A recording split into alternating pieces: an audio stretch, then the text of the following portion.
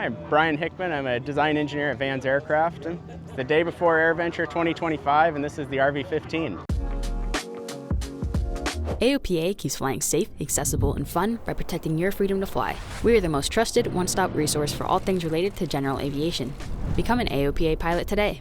Thanks to Hartzell for sponsoring this video. Hartzell carbon fiber propellers are stronger, lighter, and faster. AOPA members receive a $1,000 discount. Since 2022, we've had significant changes. It's on its third tail iteration from there. It's on its fourth or fifth set of ailerons, third flap design.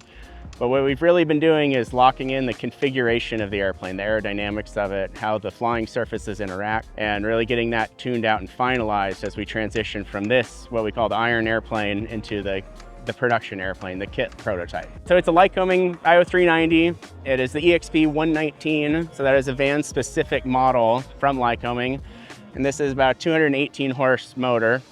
So that has a Hartzell 80-inch Trailblazer, and this is the kind of default power plant configuration we base the airplane out of. So all the major weight and balance, the loading criteria, the power loading of the airplane, pounds per horsepower, it was all kind of tuned and optimized for this power plant.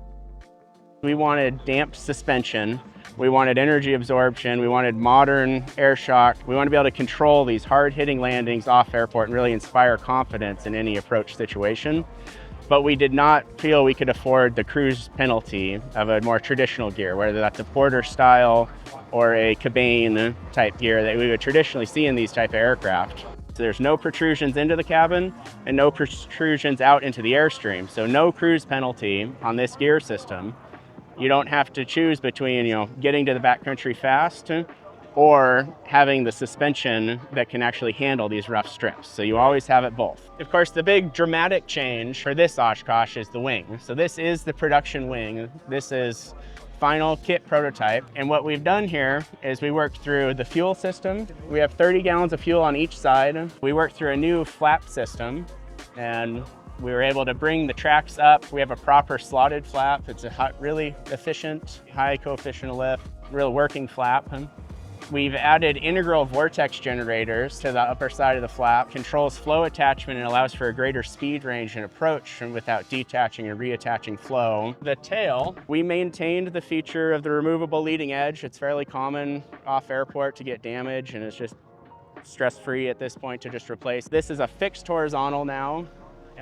We originally had a stabilator. We were looking for really high authority.